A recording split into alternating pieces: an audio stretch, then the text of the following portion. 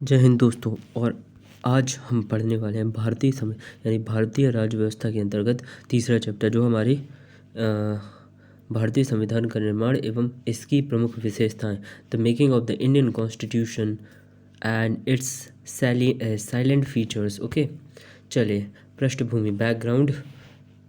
तो भारत में संविधान सभा के गठन का विचार सर्वप्रथम 1934 में वामपंथी नेता जो थे एम एन रॉय द्वारा रखा गया। ठीक है, वर्ष 1934 में ही वर्ष 1934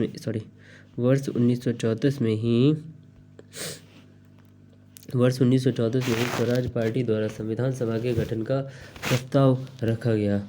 वर्ष 1935 में भारतीय राष्ट्रीय कांग्रेस, देखो सर्वप्रथम पहले एम एन रॉय ने रखा, फिर ठीक है 1934 में ही स्वराज पार्टी द्वारा संविधान सभा के गठन का प्रस्ताव रखा गया। ठीक है, स्वराज पार्टी के गठन का प्रस्ताव रखा गया। 1935 में भारतीय राष्ट्रीय कांग्रेस द्वारा संविधान सभा के निर्माण की आधिकारिक मांग के बाद 1938 में पंडित जवाहरलाल नेहरू ने भारत के संविधान निर्माण हेतु वयस्क मताधिकार की बात कही।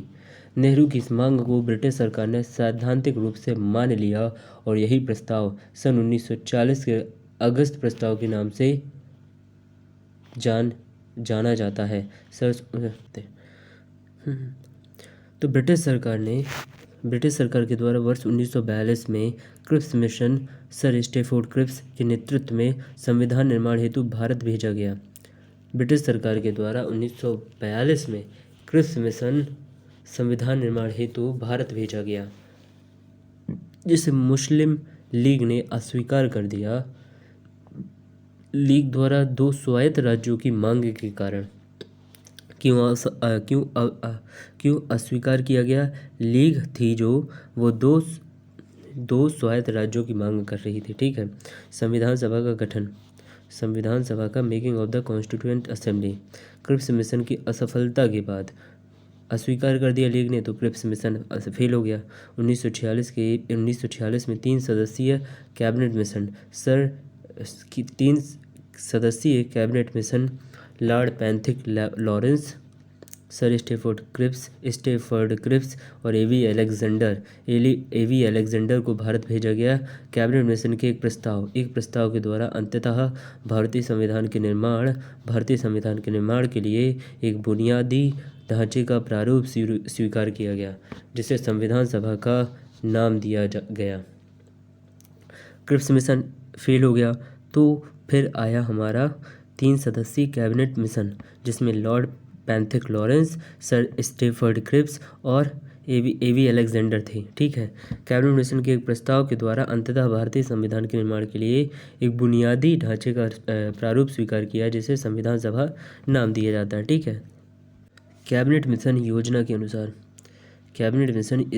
अनुसार प्रत्येक प्रांत, देशी रियासतों व राज्यों के समूह को उनकी जनसंख्या के अनुपात में सीटें दी जानी थी। कैबिनेट मिशन मान लिया गया। इसके अंतर्गत प्रावधान था कि प्रत्येक प्रांत, प्रत्येक देशी रियासत और व राज्यों के समूह को उनकी जनसंख्या के अनुपात में सीटें दी जानी थी। सामान्यतः 10 लाख की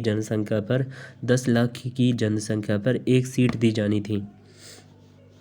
ठीक है, संविधान सभा की कुल 389 सीटों में से ब्रिटिश सरकार ने प्रत्यक्ष शासन वाले प्रांतों को 296 सीटें, प्रत्यक्ष शासन वाले प्रांतों को 296 सीटें तथा देशी रियासतों को 93 सीटें आवंटित की। कितनी सीटें? 93 सीटें आवंटित की जानी थी। ठीक है, 296 सीटों में से 292 सदस्यों का चयन ब्रिटिश भारत के गवर्नर जनरल के अधीन 296 में से 292 ब्रिटिश भारत के गवर्नर जनरल के अधीन 11 प्रांतों में से 4 का चयन दिल्ली, 11 प्रांतों में से 11 में से 4 का चयन दिल्ली, अजमेर, मारवाड़ कुर्ग एवं ब्रिटिश बलूचिस्तान के 4 चीफ कमिश्नर के प्रांतों प्रत्येक में से एक से किया जाना था। ठीक है, एक बार फिर समझते हैं। 296 सीटों में से 292 का चयन जो था वो भारत के गवर्नर जनरल के अधीन 11 प्रांतों में से करना था। ठीक है, लेकिन जो तथा चार का चयन दिल्ली, अजमेर, मारवाड़, कुर्ग एवं ब्रिटिश बलूचिस्तान के 4 चीफ कमिश्नरों के प्रांतों प्रत्येक में से एक से करना था। ठीक है,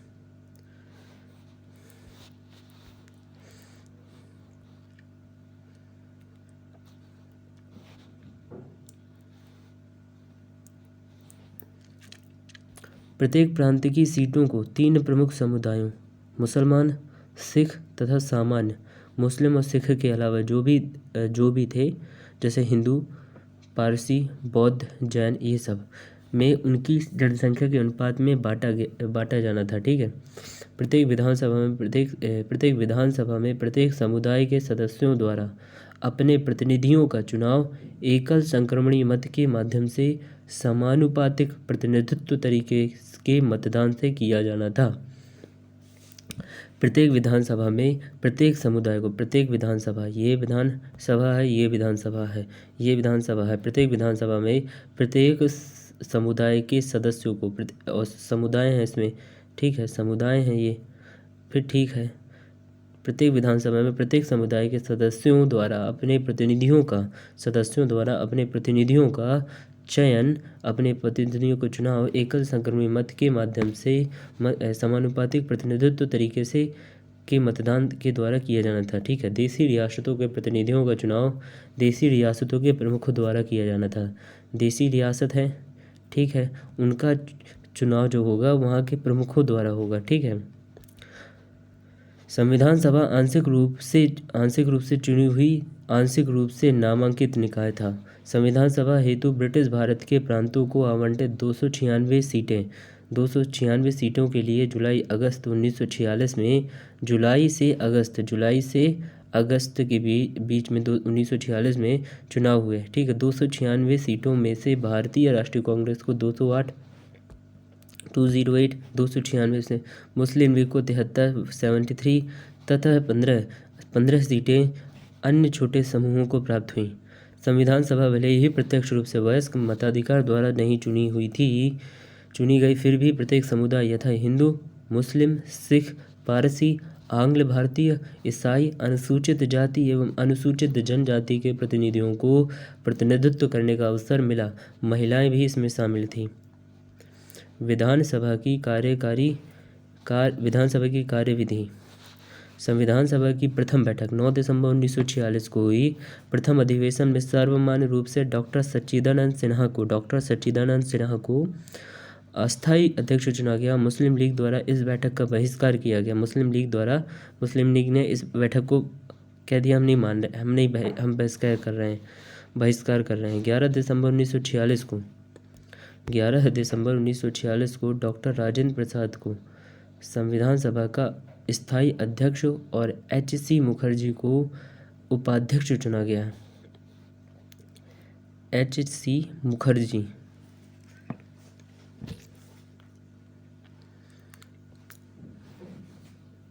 सर B.N. राव को संवैधानिक सलाहकार के रूप में नियुक्त किया गया। B.N. राव, ठीक है, B.N. राव को संवैधानिक सलाहकार के रूप में चुना गया। उद्देश्य क्या थे? उद्देश्य प्रस्ताव, ऑब्जेक्टिव्स रेजोल्यूशन। 11 दिसंबर को तो स्थायी अध्यक्ष चुन लिया गया, तो 2 दिन बाद यानी 13 दिसंबर को 1946 को संविधान सभा में पहली बैठक 9 दिसंबर को हुई, फिर 11 जिसमें सच्चिदानंद सिन्हा को अस्थायी अध्यक्ष चुना गया। फिर 11 दिसंबर को स्थायी अध्यक्ष राजेंद्र प्रसाद को चुना गया और 13 दिसंबर को पंडित जवाहरलाल नेहरू के द्वारा उद्देश्य प्रस्ताव प्रस्तुत किया गया। यह भारत में हुए राष्ट्रीय आंदोलनों के प्रमुख मुद्दों के उचित सारांश के रूप में था। साथ ही इसमें संवैधानिक संरचना के ढांचे एवं मूल दर्शन की स्पष्ट झलक थी। इसमें शामिल प्रमुख बातें निम्नलिखित हैं। संविधान सभा की एक बार देख लेते हैं। अध्यक्ष थे राजेंद्र प्रसाद, अस्थायी अध्यक्ष थे सच्चिदानंद सिन्हा, डॉक्टर सच्चिदानंद सिन्हा, डॉक्टर राजेंद्र प्रसाद स्थायी अध्यक्ष, उपाध्यक्ष थे HC मुखर्जी, संवैधानिक सलाहकार थे सर BN राव। भारत अब संवैधानिक, ठीक है, क्या है, इससे संवैधानिक संरचना के ढांचे एवं मूल दर्शन की स्पष्ट झलक थी। इसमें शामिल प्रमुख बातें यानी उद्देश्य प्रस्ताव में प्रमुख बातें क्या थीं? भारत एक पूर्ण स्वतंत्र संपन्न पूर्ण संप्रभु संपन्न गणराज्य होगा जो अपना संविधान स्वयं घोषित करे। राज्य के हमने 4 भाग थे, कौन कौन से? पहला था जनसंख्या, पहला था भूभाग, निश्चित भूभाग, दूसरा था जनसंख्या, तीसरा था क्या? तीसरा था सरकार, चौथा था संप्रभुता। ठीक है, जिसमें से ये संप्रभु संपन्न गणराज्य होगा जो अपना संविधान स्वयं घोषित करेगा। भारतीय संघ में ऐसे सभी क्षेत्र शामिल होंगे यानी निश्चित भूभाग जो उस समय ब्रिटिश भारत में हैं या देसी रियासतों में या दोनों से बाहर ऐसे क्षेत्र हैं जो संप्रभुता संपन्न भारत में शामिल होना चाहते हैं। भारत के नागरिकों को सामाजिक, आर्थिक, राजनीतिक, न्याय, पद, अवसर और कानूनों की समानता, विधि के समक्ष समता, विचार एवं अभिव्यक्ति, विश्वास, भ्रमण, संगठन बनाने आदि की स्वतंत्रता होगी तथा लोक नैतिकता की स्थापना सुनिश्चित की जाएगी। अल्पसंख्यकों, पिछड़ी जातियों, जनजातीय क्षेत्रों के लोगों की सुरक्षा की समुचित व्यवस्था की जाएगी। अवशिष्ट शक्तियां इकाइयों के पास रहेंगी। स्वतंत्र संप्रभु भारत की समस्त शक्तियों एवं प्राधिकारों का अंतिम स्रोत भारत की जनता होगी। We the people of India, हम भारत के लोग। इस प्रस्ताव को 22 जनवरी 1947 13 दिसंबर 1946 को इस प्रस्ताव को पेश किया गया। 13 दिसंबर 1946, ठीक है।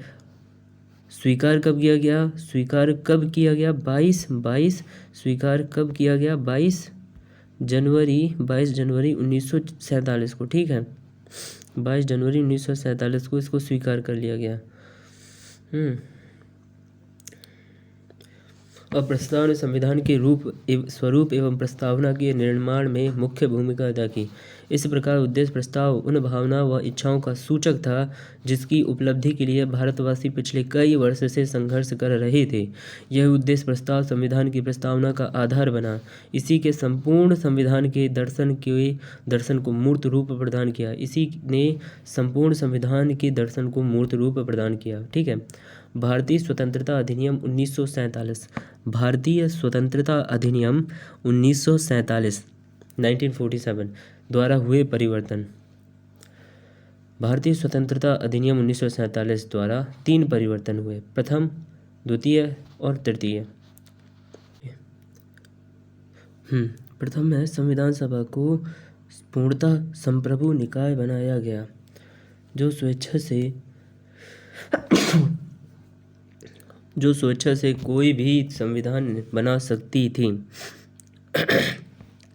द्वितीय में संविधान सभा एक विधायिका भी बन गई जिसके 2 कार्य थे। पहला कार्य संविधान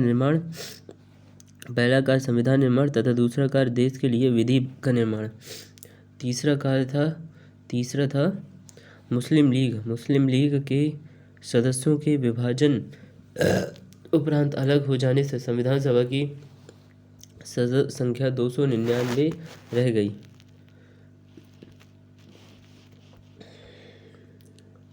संविधान सभा द्वारा किए गए अन्य कार्य, तो 22 जुलाई 1947 को राष्ट्रीय ध्वज अपनाया गया। 22 जुलाई 1947 को राष्ट्रीय ध्वज अपनाया गया। 22 जुलाई 1947 को और मई 1949 में राष्ट्रमंडल में भारत की सदस्यता स्थापित या ग्रहण की। 24 जनवरी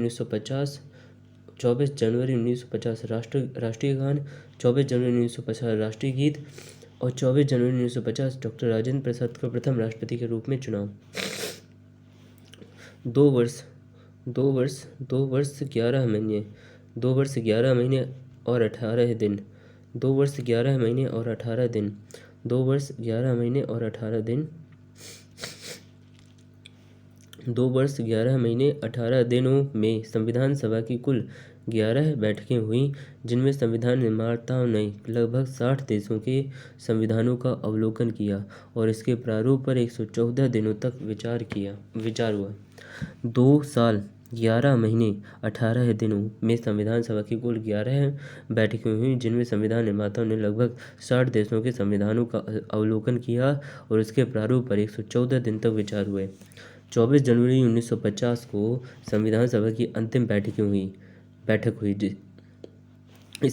इसके बाद सभा ने 26 जनवरी 1950, 26 जनवरी 1950, 26 जनवरी 1950, 1951 से 1952 में हुए आम चुनाव के बाद बनने वाली नई संसद के निर्माण तक भारत की अंतरिम संसद के रूप में कार्य किया। अप्रैल 1952 में अंतरिम संसद का अस्तित्व समाप्त हो गया। पहली निर्वाचित संसद दोनों सदनों के साथ मई 1952 में अस्तित्व में आई, यानी पहली संसद मई 1952 में अस्तित्व में आई। ठीक है। संविधान सभा की संविधान निर्माण से संबंधित कार्य समितियां संविधान सभा की संविधान निर्माण से संबंधित कार्य समितियां तो संघ शक्ति समिति डॉक्टर जवाहरलाल नेहरू, संघीय संविधान समिति जवाहरलाल नेहरू, प्रांतीय संविधान समिति सरदार वल्लभ भाई पटेल, प्रारूप समिति डॉक्टर बी आर अम्बेडकर। प्रारूप समिति के अध्यक्ष थे डॉक्टर बी आर अम्बेडकर। मूल अधिकारों एवं अल्पसंख्यकों संबंधी परामर्श समिति के अध्यक्ष थे सरदार वल्लभ भाई पटेल। मूल अधिकार उप समिति जे.बी. कृपलानी, अल्पसंख्यक उप समिति एच.सी. मुखर्जी, प्रक्रिया नियम समिति डॉक्टर राजेंद्र प्रसाद, राज्यों के लिए समिति राज्यों से समझौता करने वाली समिति जवाहरलाल नेहरू, संचालन समिति डॉक्टर राजेंद्र प्रसाद। एक बात और बताना भूल गया, ये जो समितियां हैं ना, ये यूपीपीसीएस एग्जाम में पूछ चुका है। ये संविधान सभा द्वारा किए गए अन्य कार्य, यानी कि पूछा गया था कि राष्ट्रीय ध्वज कब अपनाया गया था अभी 2020 में, 22 जुलाई 1947। ठीक है, सही आंसर था। तो भारतीय संविधान का निर्माण एवं इसकी प्रमुख विशेषताएं प्रारूप समिति की अब जानते हैं। डॉक्टर बी आर अम्बेडकर की अध्यक्षता में गठित प्रारूप समिति संविधान सभा की सबसे विशिष्ट समितियों में शामिल है। इसका गठन 29 अगस्त 1947 कब हुआ था? 29 अगस्त 1947 को हुआ था तथा इसमें 7 सदस्य थे। इसकी प्रमुख जिम्मेदारी संविधान सभा का प्रारूप निर्धारित करना था। संविधान सभा में डॉक्टर अंबेडकर का निर्वाचन बंगाल प्रांत से हुआ, लेकिन विभाजन के कारण वह क्षेत्र पूर्वी पाकिस्तान में चला गया, इसलिए डॉक्टर अंबेडकर का पुनः निर्वाचन बम्बई से हुआ। प्रारूप समिति के सदस्य और कौन कौन थे? Members of the drafting committee doctor B R Ambedkar, N Gopal Swami Ayyangar, Alladi Krishna Swami Iyer, doctor K M Munshi, Syed Mohammad Saadullah, N Madhav Rao. इन्होंने बी एल मित्र की जगह ली क्योंकि उन्होंने स्वास्थ्य कारणों से त्याग पत्र दे दिया। ठीक है। टी टी कृष्णाचारी 1948 में डी पी खेतान की मृत्यु के पश्चात। नोट में तृतीय वाचन के दौरान ही डॉक्टर बी आर अम्बेडकर द्वारा प्रस्तुत the constitution as settled by the assembly be passed प्रस्ताव की पारित किया गया। इस प्रस्ताव को 26 नवंबर 1949 को पारित किया गया। 26 नवंबर 1949 को अपनाए गए संविधान में प्रस्ताव 395 अनुच्छेद, 22 भाग और 8 अनुसूचियां, यानी कि 395 अनुच्छेद आर्टिकल और 22 भाग और 8 अनुसूचियां थीं। 8 अनुसूचियां। ठीक है, अनुसूचियां।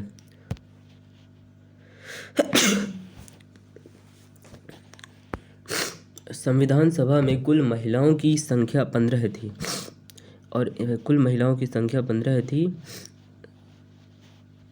और इनके नाम क्या क्या हैं? अम्मू स्वामीनाथन,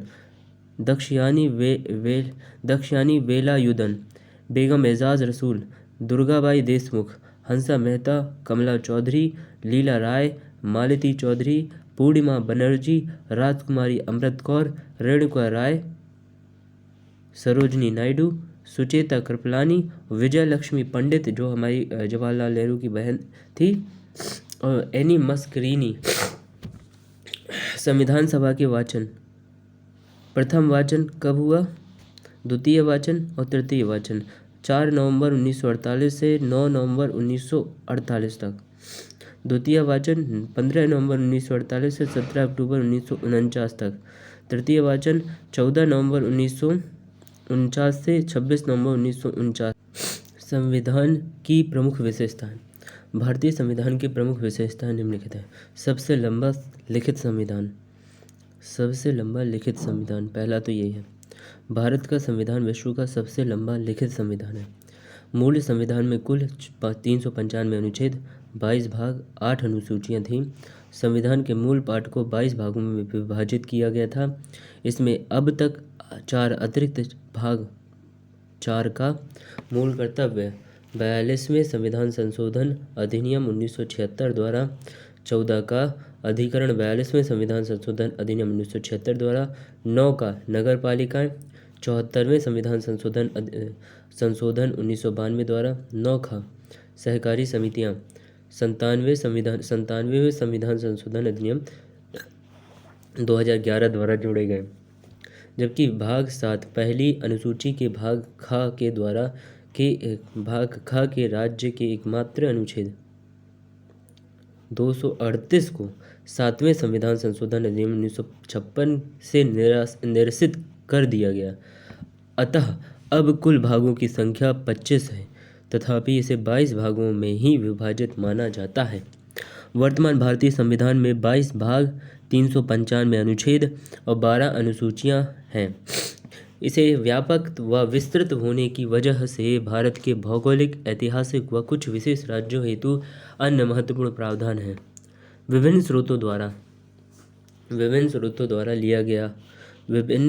द्वारा लिया गया एडॉप्टेड बाय वेरियस सोर्सेज। संविधान के ढांचे के निर्माण को स्रोतों की दृष्टि से 2 भागों में वर्गीकृत किया जा सकता है। आंतरिक स्रोत और दूसरा बाहरी स्रोत। आंतरिक स्रोत और बाहरी स्रोत, ठीक है। संविधान का अधिकांश भाग भारत शासन अधिनियम 1935 से अधिग्रहित है। न्यायपालिका अध्यादेश कैग, लोक सेवा आयोग, आपात उपबंध, प्रशासनिक विवरण आदि भारत शासन अधिनियम 1935 से लिए गए हैं। संविधान निर्माण में अनेक देशों के उपादान भी ग्रहण किए गए हैं, जिसे हम, ठीक है, निम्नलिखित प्रकार से समझ सकते हैं। ब्रिटेन से भैया क्या लिया गया है? ब्रिटेन से अब कुछ तो हमें लेना चाहिए क्या? हमें जो अच्छा लगे अपने लिए तो हम लेंगे, ठीक है।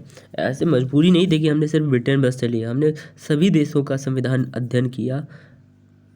हमारे जो संविधान निर्माताओं ने फिर उन्हें जो सबसे अच्छी चीज़ लगी, बेस्ट ऑफ द बेस्ट भारतीय जनमानस के लिए, वो उन्होंने उस देश के संविधान से ली। इसे कहते हैं बुद्धिमान लोगों द्वारा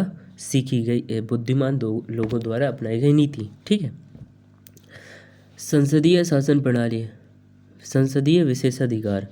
संसदीय शासन प्रणाली ये तो अपने देश में ब्रिटिश बाबू ने अपनाई हुई थी, तो हमें अनुभव भी था। संसदीय विशेषाधिकार, ठीक है। विधि का शासन कैसा होता है ये भी हमने देख लिया था।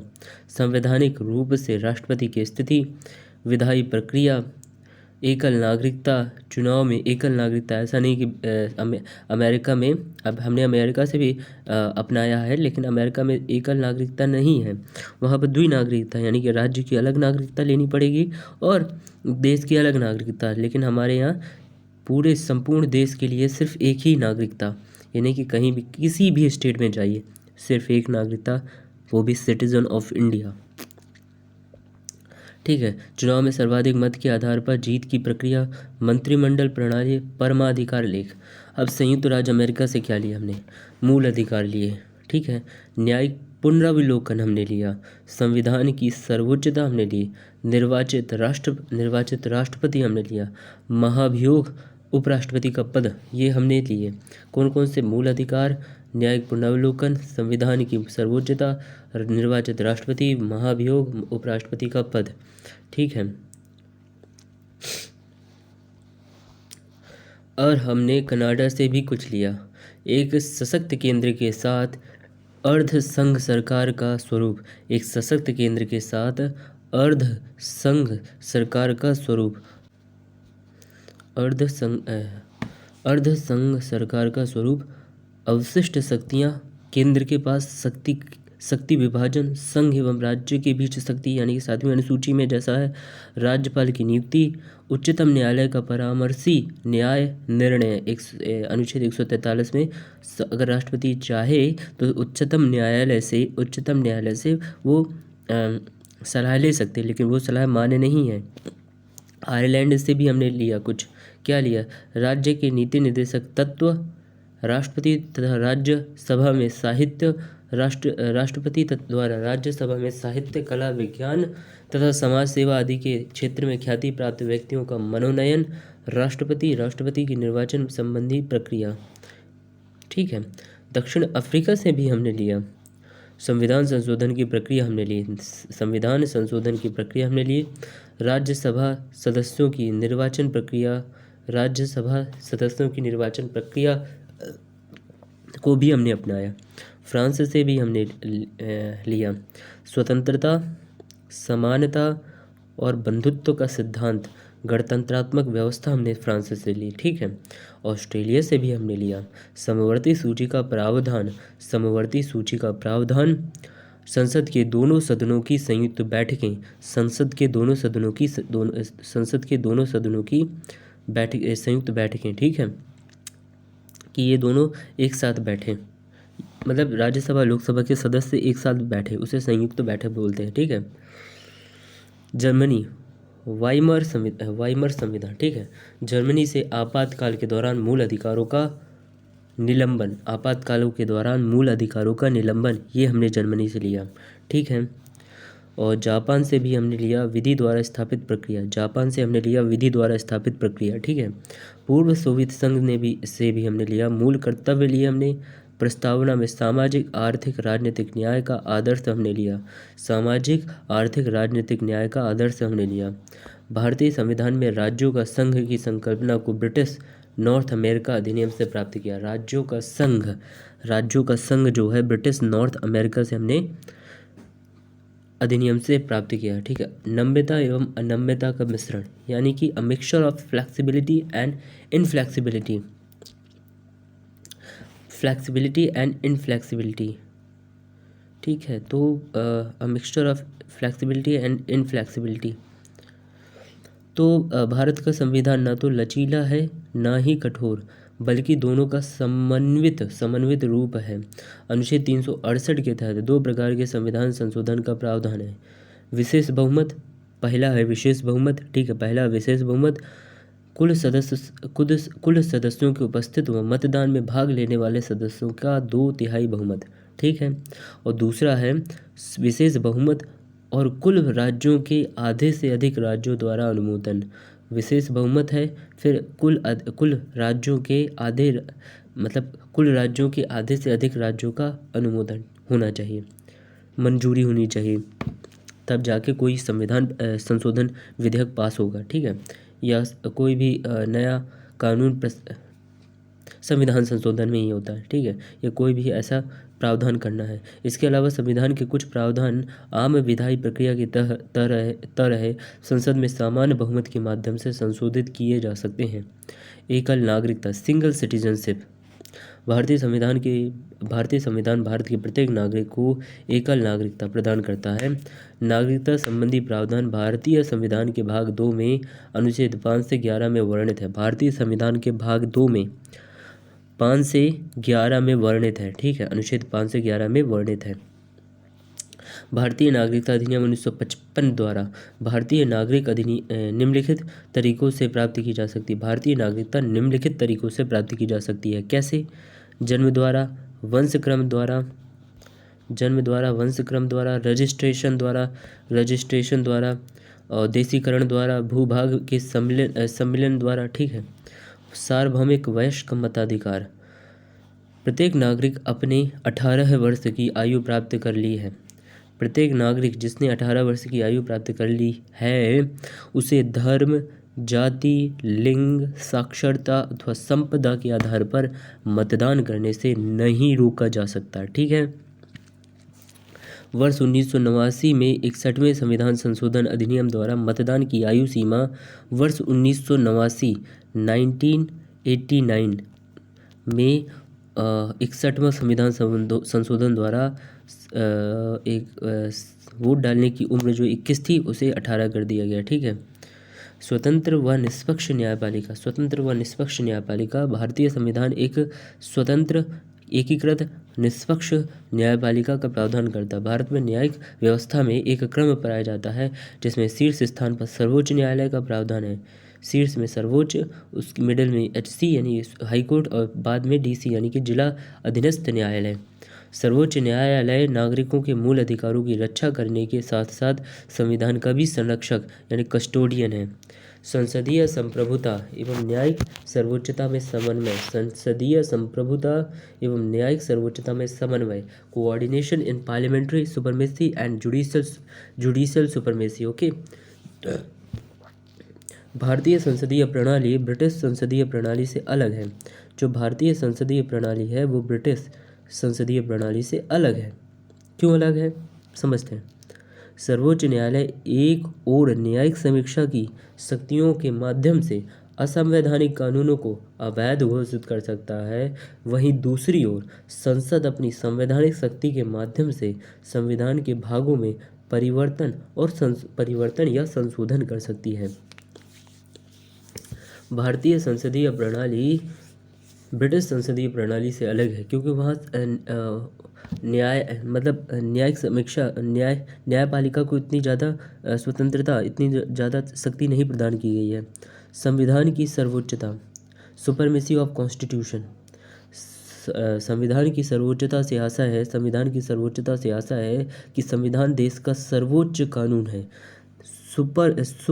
सुप्रीम लॉ है संविधान, कॉन्स्टिट्यूशन है। सरकार के सभी अंगों को संविधान द्वारा निर्दिष्ट सीमाओं के अधीन रहकर कार्य करना पड़ता है। यदि विधायिका द्वारा निर्मित कानून या राष्ट्रपति द्वारा जारी कोई अध्यादेश संविधान के आधारभूत ढांचे के विरुद्ध हो तो न्यायपालिका उसे अवैध घोषित कर सकती है। संसदीय शासन प्रणाली। Parliamentary system of government. भारतीय संविधान ब्रिटेन की तरह संसदीय शासन प्रणाली के तहत शासन संचालन करता है जो विधायिका व कार्यपालिका के मध्य समन्वय व सहयोग पर आधारित है। संसदीय लोकतंत्र के अंतर्गत संसद की भूमिका अहम होती है। इसमें राष्ट्रपति व राज्यपाल जहां कार्यपालिका के नाममात्र के प्रधान होते हैं, वहीं प्रधानमंत्री या मुख्यमंत्री व मंत्रिपरिषद कार्यपालिका के वास्तविक प्रधान होते हैं। ठीक है। संसदीय लोकतंत्र का आशय यह भी है कि संसद की द्विसदनात्मक व्यवस्था में जनता द्वारा चुने प्रतिनिधियों द्वारा शासन संचालन हो। संसद की द्विसदनात्मक व्यवस्था में जनता द्वारा चुने प्रतिनिधियों द्वारा शासन संचालन हो। मूल अधिकार, मूल कर्तव्य तथा नीति निर्देशक तत्व यानी fundamental rights, fundamental duties and directive principles. संविधान के भाग 3 में अनुच्छेद 12 से 35 तक, अनुच्छेद आर्टिकल 12 to 35 तक मूल अधिकारों का प्रावधान है। इनकी संख्या वर्तमान में 6 है। नीति निर्देशक तत्व संविधान के भाग 4 में अनुच्छेद 36 से 51 में उल्लिखित हैं। संविधान के भाग 4 में अनुच्छेद 36 से 51 में उल्लिखित हैं। ठीक है। मूल कर्तव्यों का मूल संविधान में कोई उल्लेख नहीं था, लेकिन स्वर्ण सिंह समिति की अनुशंसा पर 42वें संविधान संशोधन 1976 द्वारा संविधान के भाग 4 के रूप में इन्हें शामिल किया गया। त्रिस्तरीय शासन यानी विकेंद्रीकृत व्यवस्था। Three tier governance and decentralised system. शासन संचालन में सुगमता व पारदर्शिता हेतु 1992 में 73वें और 74वें संविधान संशोधन के माध्यम से स्थानीय स्वशासन का उपबंध किया गया। इस प्रकार केंद्र, राज्य एवं स्थानीय स्तर पर त्रिस्तरीय शासन व्यवस्था का उपबंध किया गया, जो विश्व के अन्य संविधान में नहीं है। आपात उपबंध यानी इमरजेंसी प्रोविजंस, इमरजेंसी प्रोविजन, आपात उपबंध, ठीक है। आपात उपबंध के माध्यम से देश की संप्रभुता, एकता, अखंडता आदि को किसी भी परिस्थितियों में अक्षुण्ण बनाए रखने का प्रावधान किया गया है, ठीक है। संविधान के भाग 18 के तहत 3 प्रकार के आपात उपबंध की व्यवस्था है। राष्ट्रीय आपात 352, राष्ट्रीय आपात 352, राष्ट्रपति शासन 356 और वित्तीय आपात 360, ठीक है। राष्ट्रीय आपात 352, राष्ट्रपति शासन 360 और राष्ट्रपति शासन 356 और वित्तीय आपात 360, ठीक है। पंथ निरपेक्ष राज्य यानी सेकुलर स्टेट, 42वें संविधान संशोधन 1976 द्वारा भारतीय संविधान की प्रस्तावना में पंथ निरपेक्ष शब्द जोड़ा गया, पंथ निरपेक्ष शब्द जोड़ा गया, ठीक है। पंथ निरपेक्षता से तात्पर्य सरकार द्वारा ऐसी नीति न अपनाए जाने से है जो किसी व्यक्ति के धर्म के आधार पर भेदकारी हो। मतलब सरकार ऐसी कोई नीति नहीं अपनाएगी जो किसी व्यक्ति के धर्म, मतलब किसी एक व्यक्ति के धर्म के विरोध में हो, यानी कि सभी धर्मों के समानता रहे, सभी धर्मों में समानता रहे, ऐसी सरकार की नीतियाँ होनी चाहिए, ठीक है। पंथ निरपेक्ष का मतलब है संघात्मक संविधान किंतु एकात्मकता की ओर झुकाव। फेडरल कॉन्स्टिट्यूशन विद यूनिटरी बायस, भारतीय संविधान का अनुच्छेद 1, भारतीय संविधान का अनुच्छेद भारत को एकात्मक राज्य घोषित करता है। साथ ही भारतीय संविधान में संघात्मक प्रणाली के 3 प्रमुख लक्षणों, संघात्मक प्रणाली के 3 जो प्रमुख लक्षण हैं, लिखित संविधान, सर्वोच्च व स्वतंत्र न्यायपालिका तथा केंद्र एवं इकाइयों के मध्य शक्तियों का स्पष्ट विभाजन शामिल है। तीन कौन से प्रमुख लक्षण, संघात्मक प्रणाली के 3 प्रमुख लक्षण कौन कौन से हैं? लिखित संविधान पहला, सर्वोच्च व स्वतंत्र न्यायपालिका, केंद्र एवं इकाइयों के मध्य शक्तियों का स्पष्ट विभाजन, ठीक है। भारतीय संविधान क्या, अब इसके माध्यम से समझते हैं भारतीय संविधान की विशेषताएं क्या क्या हैं। सबसे लंबा संविधान है, सबसे लंबा लिखित संविधान है, नम्यता एवं अनम्यता का मिश्रण है, सार्वभौमिक वयस्क मताधिकार है, पंथ निरपेक्ष राज्य है, आपात उपबंध भी है, स्वतंत्र निकाय भी है, त्रिस्तरीय शासन भी है, नीति निर्देशक तत्व भी है, मूल कर्तव्य भी है, मूल अधिकार भी हैं, संसदीय संप्रभुता एवं न्यायिक सर्वोच्चता का समन्वय भी है, स्वतंत्र एवं निष्पक्ष न्यायपालिका भी है, संसदीय शासन प्रणाली भी है, अनुसूचित या अल्पसंख्यकों, अनुसूचित जाति व अनुसूचित जनजाति हेतु विशिष्ट प्रावधान भी हैं। अब नोट है, आपको नोट कर लीजिए। 26 नवंबर भारत में संविधान दिवस के रूप में मनाया जाता है। इसकी शुरुआत 2015 से हुई क्योंकि यह वर्ष संविधान निर्माता डॉक्टर भीमराव अम्बेडकर के 125वें जन्म दिवस के रूप में मनाया गया था। 26 नवंबर 1949 को भारतीय संविधान द्वारा संविधान को अपनाया गया और 26 जनवरी 1950 से इसे लोकतांत्रिक शासन प्रणाली के साथ लागू किया गया। इसलिए 26 नवंबर का दिन संविधान के महत्व का प्रसार करने हेतु चुना गया।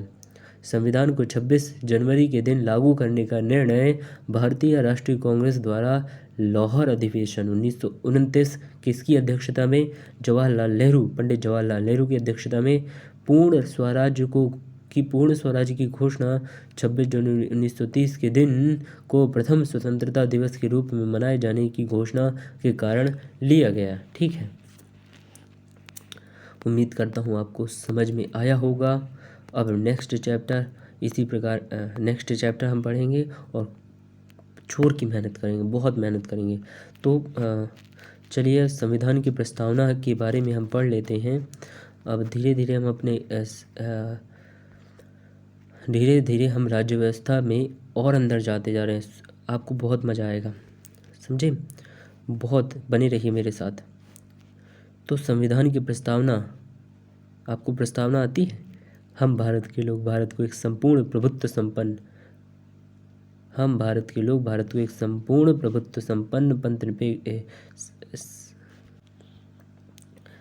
हम भारत के लोग भारत को एक संपूर्ण प्रभुत्व संपन्न समाजवादी पंथनिरपेक्ष लोकतंत्रात्मक गणराज्य बनाने के लिए तथा इसके समस्त नागरिकों को सामाजिक आर्थिक राजनीतिक न्याय विचार अभिव्यक्ति विश्वास धर्म उपासना की स्वतंत्रता प्रतिष्ठा और अवसर की समता प्राप्त कराने के लिए तथा उन सब में व्यक्ति की गरिमा और राष्ट्र की एकता और अखंडता सुनिश्चित करने वाली बंधुता बढ़ाने के लिए दृढ़ संकल्प होकर अपनी संविधान सभा में आज तारीख 26 नवंबर 1949 को मिति मार्गशीर्ष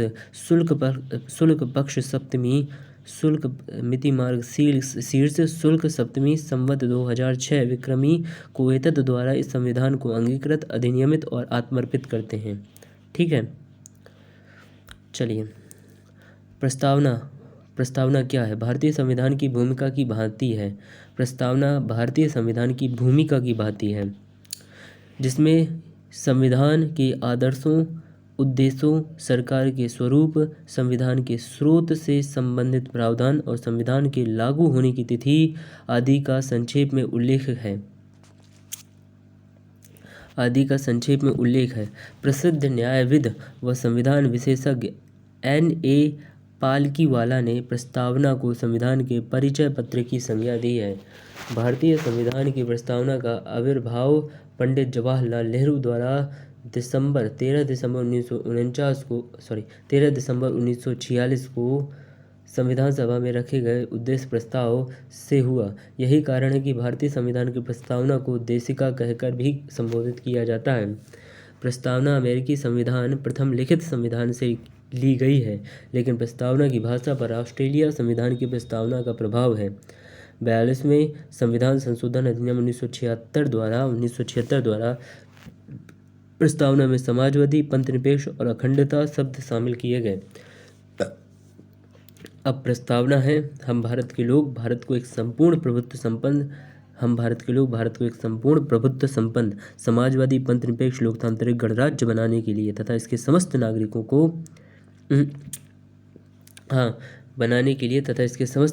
को सामाजिक आर्थिक राजनीतिक न्याय विचार अभिव्यक्ति विश्वास धर्म उपासना की स्वतंत्रता प्रतिष्ठा और अवसर की समता प्राप्त कराने के लिए तथा उन सब में व्यक्ति की गरिमा और राष्ट्र की एकता और अखंडता सुनिश्चित करने वाली बंधुता बढ़ाने के लिए दृढ़ संकल्प होकर अपनी संविधान सभा में आज तारीख 26 नवंबर 1949 मिति मार्गशीर्ष शुल्क सप्तमी संवत 2006 विक्रमी को एतद द्वारा इस संविधान को अंगीकृत अधिनियमित और आत्मर्पित करते हैं।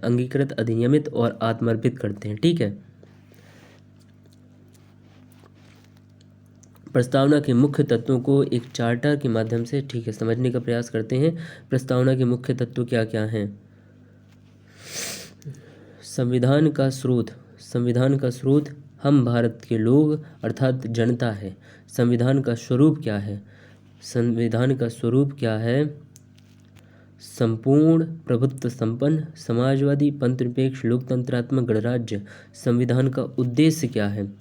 न्याय, सामाजिक आर्थिक राजनीतिक न्याय, स्वतंत्रता विचार धर्म उपासना की स्वतंत्रता, प्रतिष्ठा अवसर की समता, व्यक्ति की गरिमा, राष्ट्र की एकता और अखंडता, बंधुता। प्रस्तावना में उल्लिखित शब्द हम भारत के लोग we the people of India अंगीकृत अधिनियमित और आत्मर्पित करते हैं। ठीक है, डैश अर्थात भारत के लोग द्वारा ही इस संविधान को बनाया, स्वीकार किया गया तथा स्वयं को अर्पित अर्थात अपने ऊपर लागू किया गया है। भारतीय संविधान भारतीय जनता को समर्पित है। संपूर्ण प्रभुत्व संपन्न सॉवरेन, इसका अर्थ है भारत अपने आंतरिक एवं वैदेशिक मामलों में बिना किसी बाह्य दबाव एवं प्रतिबद्धता के स्वतंत्र रूप से निर्णय लेने में सक्षम होगा। संपूर्ण प्रभुत्व संपन्न आंतरिक मामले और बाह्य मामले। ठीक है, आंतरिक में राजनीतिक, आर्थिक, सामाजिक, धार्मिक। ठीक है, वैदेशिक में मित्र, शत्रु और संधि, इन सब मामलों में हम स्वतंत्र हैं। राष्ट्रकुल राष्ट्रकुल स्वाधीन राष्ट्रों का एक स्वतंत्र संघ एवं संयुक्त राष्ट्र संघ जैसे वैश्विक संगठनों की सदस्यता बनाए रखने के कारण भारत पर संपूर्ण प्रभुत्व संपन्न होने के विरुद्ध आक्षेप किया जाता है।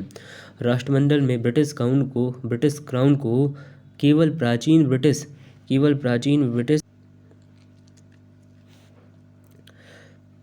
संपूर्ण आक्षेप लगाए जाते हैं। राष्ट्रमंडल में ब्रिटिश क्राउन को केवल प्राचीन ब्रिटिश साम्राज्य की एकता के प्रतीक